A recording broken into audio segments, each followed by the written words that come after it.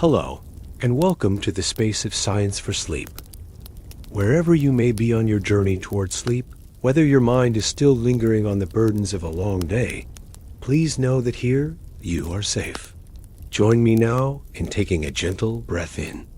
Feel the stillness of the night seep into every cell, spreading to your fingertips and your toes. And as you exhale, allow the worries of the day to dissolve like smoke, gently drifting far away. This is a place where the grand stories of the universe are retold in a whisper. A place where science is not meant to be analyzed, but to soothe. A place where your curiosity can wander freely before gently sinking into dreams. And if you feel a connection to this place, if you wish to be part of this community of souls seeking peace, please gently touch the like button as a silent greeting, and subscribe to light up your own star in our shared sky. And with that, our small rituals are complete. Now, there is nothing left to do and nowhere left to go. All burdens have been left behind. Your mind is now a small boat, ready to set sail on the stream of time. And our story tonight begins with a drop of water. A drop of water with a life that spans 1 billion years. Allow your body to sink deeper into your mattress, into your pillow, and let the story begin. Our journey begins in a silence more ancient than Earth's own time, in a vast and ghostly expanse known as the Solar Nebula, an interstellar cloud of gas and dust that served as the precursor to the solar system we know. This was not a place of emptiness, but of profound potential, a diffuse cradle filled with the most fundamental elements. Drifting within it was hydrogen, the simplest of all atoms, born from the first moments of the Big Bang and a direct witness to the dawn of the universe itself. Alongside it floated helium, its primordial sibling. But the heavier elements told a different, more fiery story. They were the precious legacy, the stellar ash of previous generations of stars. Imagine a single atom of oxygen forged in the violent, high-pressure core of a massive star through the process of stellar nucleosynthesis.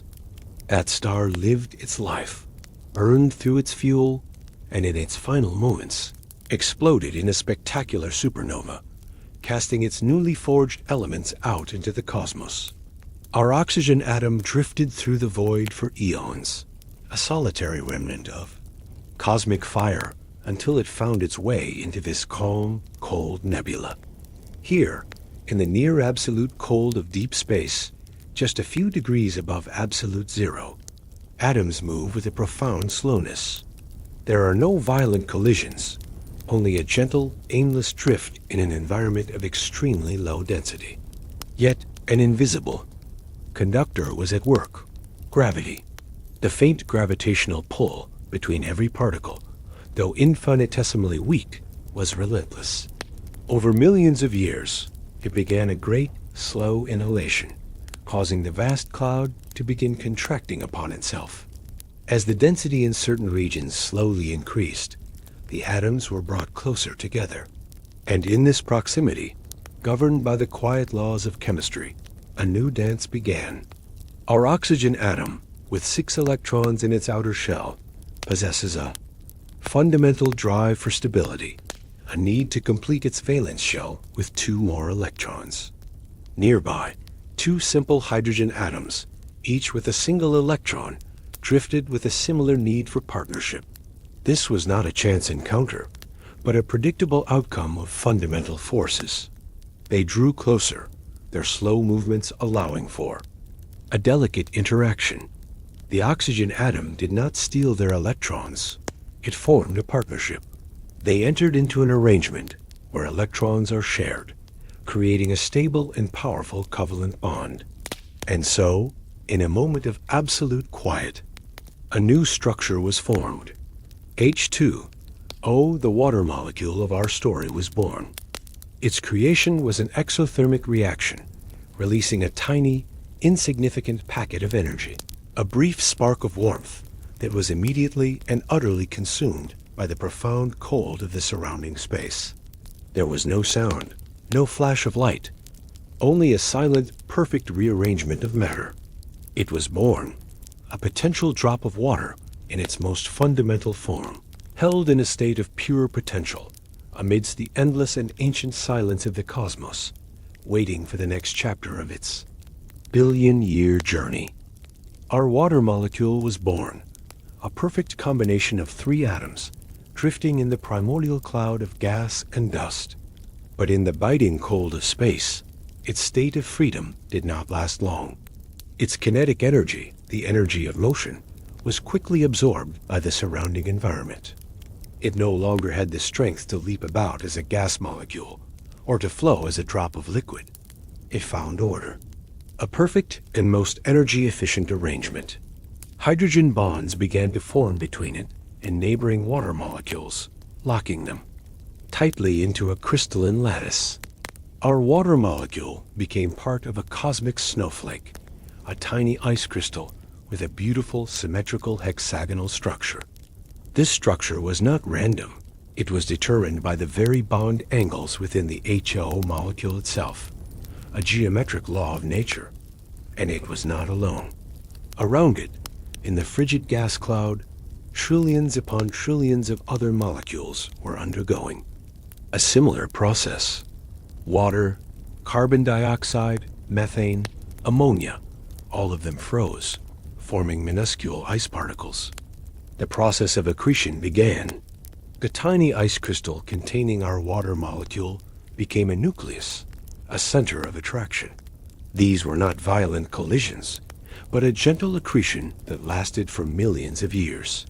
Other ice particles, along with silicate dust and carbon compounds, slowly collided and stuck to it. Like a snowball rolling down an endless hill, it grew larger, layer upon layer. Cosmic dust interspersed with ice, creating a structure that scientists would later call a dirty snowball. Finally, after millions of years of accretion, a solid, stable object was formed, several kilometers in diameter. A comet, one of trillions of icy bodies forming in the outer rim of the solar nebula.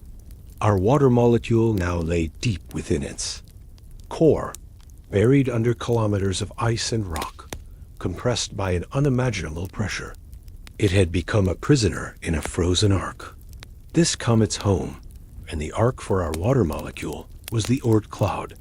Imagine a giant, hazy spherical shell, enveloping the entire solar system at a distance so great that light takes more than a year to cross it. This is the farthest frontier, a realm of forgotten objects, the leftover relics from the era of planet formation. Here, the sun is just a bright star, but no more so than the other stars in the sky. Its light and warmth can barely reach this. Far, the temperature is only a few degrees above absolute zero, an eternal cold. In this environment, molecules nearly cease all motion. Chemical reactions no longer occur. Everything is perfectly preserved. For our water molecule, this was a deep sleep, a sleep that would last for billions of years. It was locked tightly in its crystal structure, unmoving, unchanging. It existed in a state of absolute suspended animation, while far in the interior, rocky planets like Earth and Mars were forming from violent collisions, and gas giants were gathering their massive clouds. Out here on the edge, everything remained still. Time for this molecule seemed to lose its meaning. 1,000,000 years, or 1 billion years passing made no difference. It was a part of the silence, a part of the darkness, a forgotten treasure, carrying the basic ingredient of life, yet held in a near-eternal state. Around it was an unimaginable emptiness. The distance between comets in the Oort cloud could be millions of kilometers.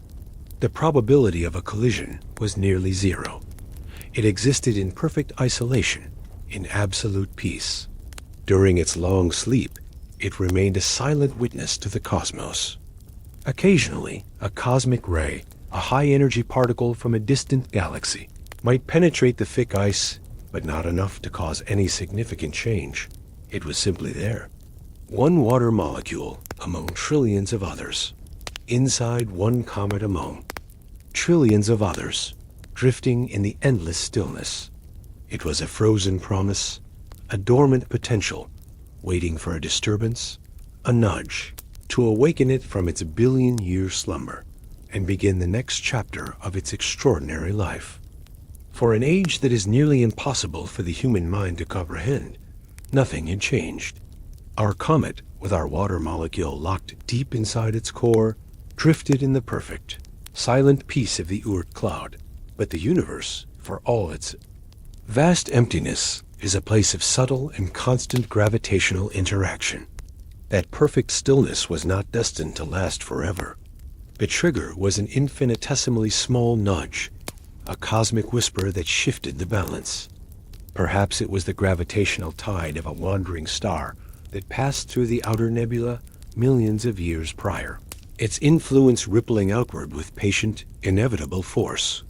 Or perhaps it was the result of a long, resonant dance with the giant planets of our own system, the cumulative gravitational pull of Jupiter and Saturn, tugging rhythmically over eons, finally persuading the comet to alter its path. The cause is lost to time, but the effect was absolute. The comet's impossibly long, stable orbit was broken. It began to fall. This was not a dramatic plunge, but a slow, graceful arc, a journey that would itself last for tens of thousands of years. It began to drift inward, a solitary traveler leaving the only home it had ever known.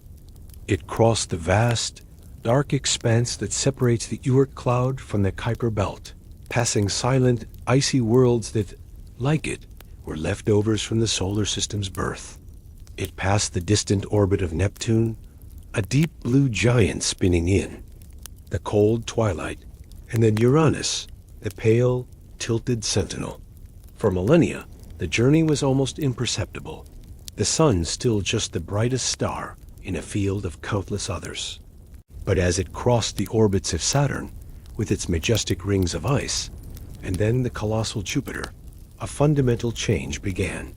For the first time in billions of years, our comet and the water molecule within it started to feel a significant warmth. At first, it was just a faint whisper of energy, a slight increase in temperature on its dark, dusty surface, barely enough to stir the outermost molecules. But as it journeyed closer, the sun transformed. It was no longer a point of light, but a dazzling, dominant disk flooding space with radiation. This energy began to work upon the comet's ancient frozen surface. The process of sublimation started. The ice, so long in a state of perfect solidness, did not melt into a liquid. Instead, the solar radiation gave the molecules on the surface enough energy to break free from their crystalline bonds and escape directly into space as a gas. Streams of water vapor, carbon dioxide, and other frozen gases began to erupt from the nucleus, enshrouding the comet in a hazy, glowing atmosphere called the coma. It was waking up. The solar wind, a constant stream of charged particles flowing from the sun, began to push against this new atmosphere. It sculpted the gas and dust into two magnificent tails. One, a broad, curved tail of dust, reflected the sunlight with a pale white glow. The other, a straight, narrow tail of ionized gas, shone with a faint blue light, always pointing directly away from the sun.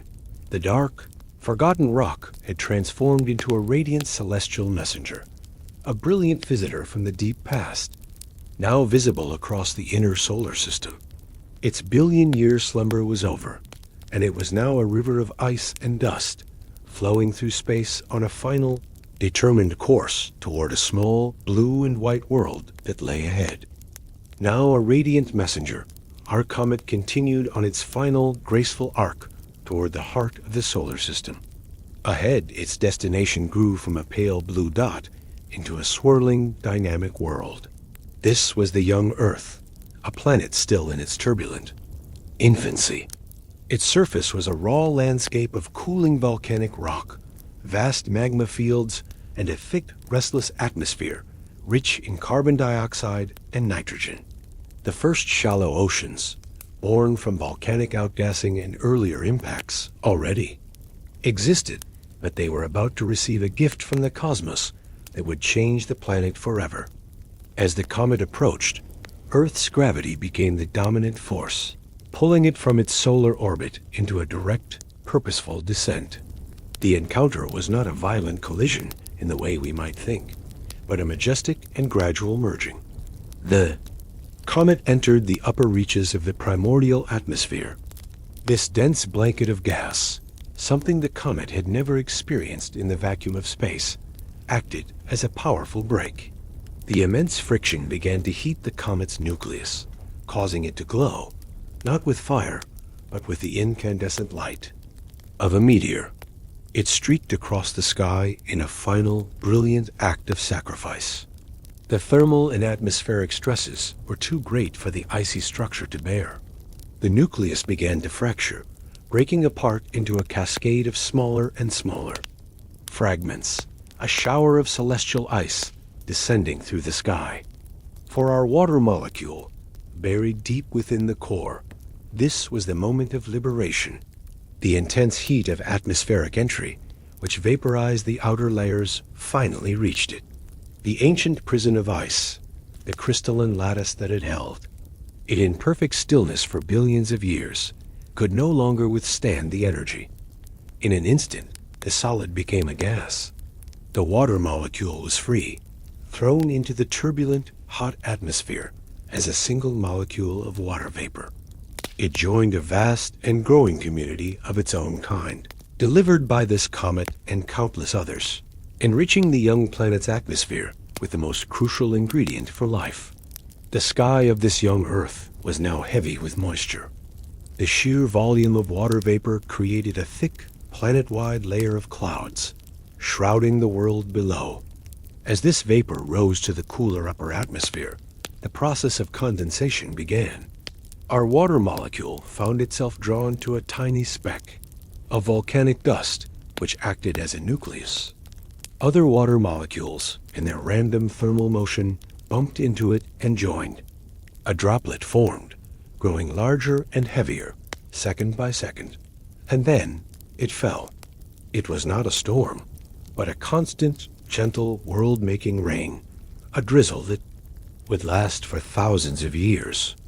Our molecule, as a single drop in this great deluge, descended through the thick air. It fell upon a world of barren volcanic rock, its impact a tiny, quiet hiss on the hot stone. It flowed, joining other drops, carving the first small rivulets in the dust. These rivulets merged into streams, and the streams flowed into the great depressions of the young planet's crust, adding their small contribution to the growing primordial oceans. The long journey from the cold darkness of space was over. It had traveled across the void, a passenger in a frozen ark, only to be delivered as a single drop in a planet-shaping rain. It had come home. Its new life began, not as a solitary traveler, but as an indistinguishable part of a vast and growing planetary ocean. This was an ocean unlike any we know today, with a young atmosphere still devoid of significant free oxygen, iron from Earth's. Crust dissolved freely into the water, lending it not a deep blue, but likely a pale, olive-green hue. It was warmer, heated by the constant geothermal energy from the planet's thin crust and the faint light of a young sun. And it was here, in this global sea, that our water molecule started a new phase of its existence. Let us sink with it now, leaving the turbulent, storm-racked surface far behind. We descend through the water column, and as we go deeper, the world changes. The pale light from above fades quickly, shifting from a dim green into a deep twilight, and then finally into a pure and eternal blackness. The pressure builds with every meter of our descent, a crushing force by any human standard. But for the water molecule, it is simply a state of being, a constant, reassuring embrace that brings with it a profound stillness. Here, in the abyssal, deep, there is no day or night, only a timeless, unchanging dark. But this abyss is not dead. It is a crucible of creation. In the distance, a faint, otherworldly glow appears. As we drift closer, the water around us grows warmer. We have arrived at a field of hydrothermal vents, great fissures in the seabed where the ocean meets the planet's molten heart. Towering chimney-like structures, which scientists call black smokers, spew forth plumes of superheated water. This is not ordinary water.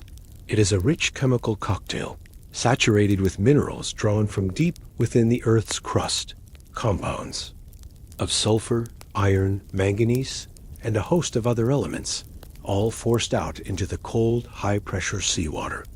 The collision of this superheated, mineral-rich fluid with the cold ocean water creates steep thermal and chemical gradients, a perfect engine for complex chemistry. This is one of the leading theories for the origin of life, and our water molecule is now at the very center of it. It becomes the universal solvent, the medium in which this alchemy takes place. It dissolves the compounds gushing from the vents, allowing them to mix and react in countless combinations. It cradles the first simple organic molecules as they form, perhaps amino acids, the fundamental building blocks of proteins. Here, in the dark, energized by the planet's internal heat, the first slow, patient steps towards life are being taken molecule by molecule. Our water molecule is no longer just a passive piece of cosmic history. It is an active participant. It is the stage for the first act of biology, the liquid medium that makes all of this creation possible. Suspended in the warm, mineral-rich water near a glowing vent, surrounded by the immense pressure and the absolute darkness of the deep ocean, our molecule had found a new purpose. It had gone from a frozen prisoner in the silence of space to a vital component in the most creative place on the young planet. Here, in the deepest dark, under the greatest pressure, it was not an end, but a beginning. It had become part of the very crucible of life. For an age, our water molecule circulated in the deep, a part of the dark, creative heart of the young ocean. But nothing in this living ocean was static. It was caught in a slow, planet-wide system of currents, and over a vast stretch of time, it was carried by an upwelling current from the abyss back towards the surface. As it rose, the world changed once more. The immense pressure lessened, and for the first time in millennia, it felt the faint touch of sunlight filtering down from above. Reaching the surface, it bobbed in the warm, sunlit waters of the Primordial. See, here it was part of a restless, dynamic system. The young sun, more active than it is today, bathed the planet in a constant stream of energy. This was not a violent force, but a gentle bestowal of energy. Photons, packets of light from the sun, struck the ocean's surface, and our water molecule absorbed this energy. This new energy increased its own kinetic vibration, causing it to move faster and faster, straining against the weak hydrogen bonds that held it to its neighbors. Finally, with one last gift of energy from a sunbeam, it broke free. It severed its connection to the liquid collective and lifted, weightless and liberated, into the atmosphere as a molecule of water vapor. It was ascending. It rose higher and higher, joining trillions of other water molecules in the air, forming a vast, dense cloud. Life as a cloud was different. It was a life of drifting, of being carried by the winds that swept across the young planet. It floated over the first barren continents, vast landscapes of raw volcanic rock, dust, and cratered plains, untouched by life. A silent canvas of gray and brown. From this high vantage point, it witnessed the slow geologic drama of the planet, unfolding below. And then, as the cloud was pushed over cooler terrain or forced to a higher altitude, the temperature began to drop. The water vapor molecules, once energetic and separate, began to slow down. They drew closer to one another, clustering around tiny particles of volcanic ash suspended in the air. This was condensation, a process of reunion. Our molecule joined a growing droplet, and as more molecules joined, the droplet grew heavier. Heavy enough that the pull of gravity became stronger than the lift of the air currents. And so, it fell. For the first time in its long existence, our water molecule was about to touch land. Its impact was tiny, almost silent, a single drop landing on a barren, rocky slope. But it was not alone. It was part of a great, continuous rain. It joined with other drops, and their collective force began to work on the land. They formed a small trickle, a tiny channel in the volcanic dust. This trickle flowed downhill, merging, with another and another, becoming a stream. This was the birth of the first river. Over thousands of years, this persistent flow of water began to sculpt the planet. The river patiently ground stone into sand, carrying sediment downstream. It carved a path through the rock, creating the first valleys. It flowed across vast, flat plains, depositing fertile silt that one day would support life. The journey was long and meandering, a patient, tireless sculptor shaping a world. Finally, after its long passage across the new land, our water molecule felt a change in its surroundings. The water it was a part of grew salty. It had reached the coast and was flowing back into the vast ocean from whence it came. It had completed its first full hydrologic cycle. This was the planet's pulse, a rhythm of evaporation, condensation, and return that had just begun. It was a planetary heartbeat that would beat for billions of years to come. A ceaseless dance of falling and rising, of shaping and being shaped, a rhythm that would make the entire world ready for life. For millions of years, our water molecule was part of the great planetary pulse, cycling between ocean and sky, a tireless agent of erosion and change.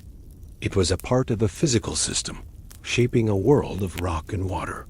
But within that world, in the warm, sunlit shallows and the chemically rich waters near the deep sea vents, something new was stirring. A new level of complexity was emerging from the primordial soup. The simple organic molecules it had once cradled were beginning to self-organize.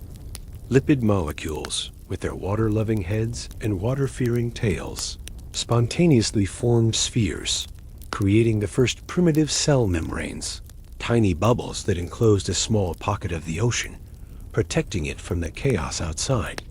And one day, our water molecule found itself on the inside of such a bubble. It was trapped, but this was a creative confinement. It was now part of the cytoplasm of a simple prokaryotic cell, one of the first living entities on Earth. Life inside. This microscopic ocean was different. Here, it was the medium for the focused, intricate dance of biochemistry. It witnessed the first metabolic pathways, chains of chemical reactions that captured and used energy in a controlled, deliberate way. It was the solvent in which the first proteins folded into their complex shapes, and where the first self-replicating strands of genetic material, perhaps RNA, learned to make copies of themselves. It was present for the miracle of the first.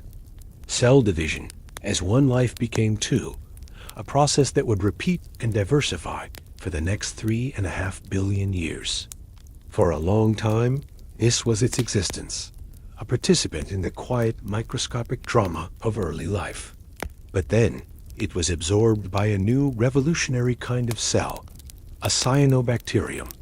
Inside this simple organism, it encountered a remarkable molecular machine, a pigment that could perform an act of near magic.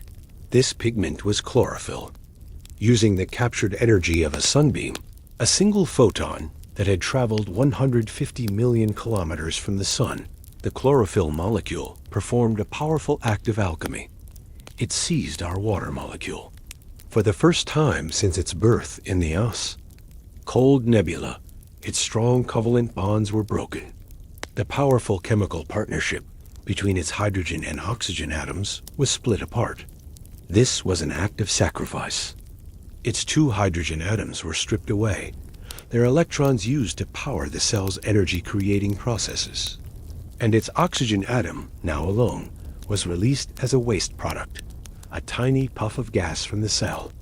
This single released atom of oxygen did not seem significant, but it was joined by trillions upon trillions of others, released by cyanobacteria all over the planet. Over millions of years, this waste product began to fundamentally change the world. It filled the oceans and then the atmosphere, transforming it from a nitrogen and carbon dioxide-rich blanket into the oxygenated air that would one day allow for larger, more complex life to evolve. The sacrifice of countless water molecules, including our own, was terraforming the planet. But the atoms were not destroyed. They were merely repurposed. The oxygen atom, released into the world, would eventually find other atoms to bond with.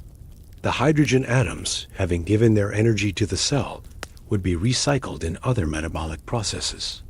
And eventually, through the great, ceaseless cycles of biology and chemistry, they would find each other again, forming a new water molecule, ready to continue the journey.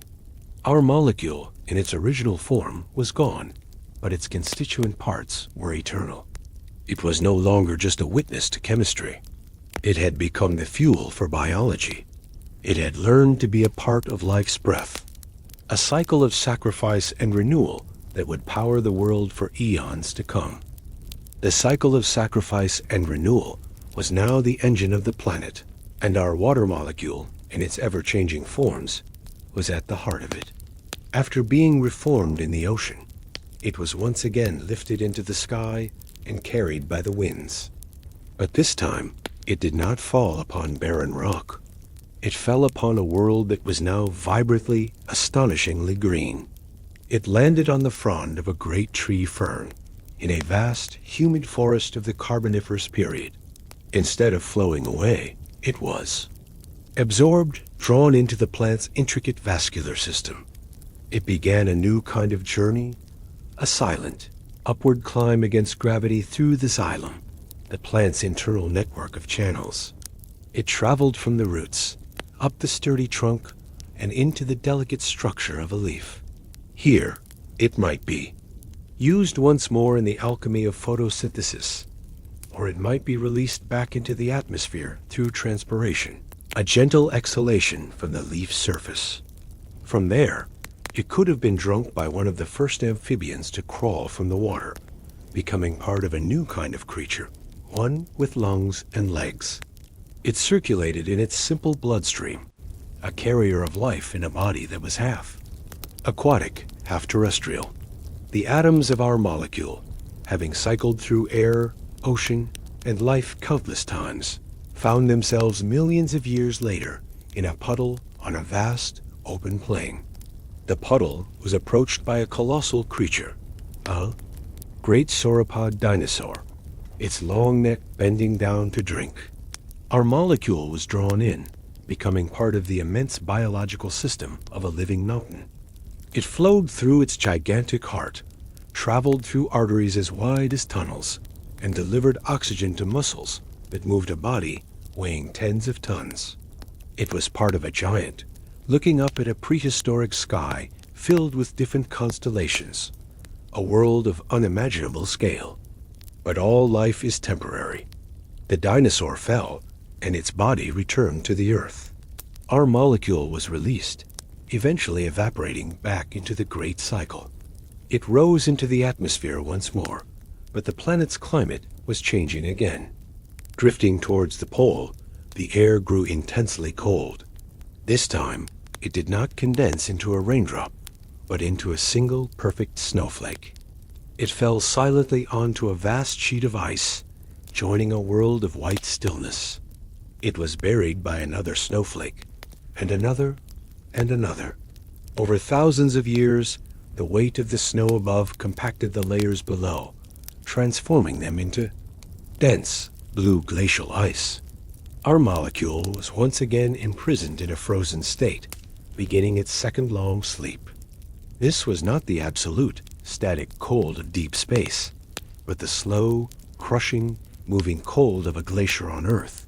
It was part of a river of ice, carving valleys and grinding mountains to dust in geologic slow motion, witnessing the world change through the lens of an ice age. Eventually, after thousands of years, the climate warmed. The great glaciers began to melt. Our water molecule was released in a torrent of cold, clear meltwater. But instead of flowing directly to the ocean, it seeped into the ground. It percolated down, past soil and clay, through layers of sand and gravel, and into porous rock deep below the surface. It had entered an aquifer, a vast underground reservoir of ancient water. Here was a new kind of journey, in absolute darkness and near silence. It was not a stagnant prison, but a slow, dark river moving through stone, a passage that could take centuries or millennia to complete. It was a journey of purification, as the rock filtered out any impurities it had gathered. It had known the heart of a star, the silence of deep space, the pulse of a cell, the blood of giants, and the slow, crushing weight of an ice age. And now it rested in the deep, quiet heart of the earth itself, timeless and pure, waiting to emerge once more. After an age spent in the slow, dark rivers of the earth's deep crust, our water molecule's journey took another turn. It emerged, bubbling up into the cool night air from a pristine spring on a quiet mountainside, pushed to the surface by geologic pressure. It was now a part of the small, clear stream, tumbling gently over ancient, moss-covered stones.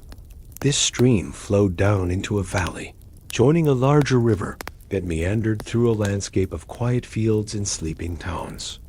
It drifted past the soft, golden glow of distant city lights, a man-made constellation on the dark land. The world it had returned to was vastly different from the one it had left behind when it seeped into the ground. This was the modern world, a world of complex systems and human design. The water from the river was drawn into a treatment facility, where it was filtered and purified, a modern echo of its long, natural purification in the deep earth. And from there, its journey became even more personal. It could have traveled through a network of pipes to a quiet home, becoming the steam rising from a warm cup of tea, its vapor gently filling a silent room before you went to bed. It might have been a single drop of dew, condensing on a flower, petal in a garden, reflecting the first light of dawn. It has been a part of every great cycle this planet has ever known. And now, after this journey of billions of years, a journey that began in a cloud of stellar dust, that slept in the heart of a comet, that fell in a world-making rain, and flowed in the blood of giants. Where is this water molecule now? The answer is both simple and profound. It is here. Perhaps it is in the very air of the room you are in, a molecule of humidity that you are breathing in with every slow, gentle breath. Perhaps it is in the glass of water on your bedside table, waiting silently. Or perhaps, and this is the most likely truth, its journey has already ended, for now, inside of you. It is circulating in your blood, a tiny part of the river of life that delivers oxygen and nutrients to your cells, just as it did for the first complex creatures in the primordial sea. It is part of the fluid that cushions your brain, the very place where your thoughts, your memories, and your dreams are taking shape as you listen to this story. You are not separate from this journey. You are its current, living chapter. They, atoms that form, you have known the silence of deep space and the fire of ancient suns. The history of the universe is flowing through you. In this very moment, you are made of the same stardust. You are animated by the same ancient water. You are a temporary and beautiful arrangement of the cosmos, a way for the universe to be, aware of itself. So now, with this thought, allow yourself to rest. Let yourself sink into a sleep as deep and peaceful as the ancient ocean, and as quiet as the long slumber in the heart of the earth. You are a part of everything. And here, in this moment, everything is at peace. Good night.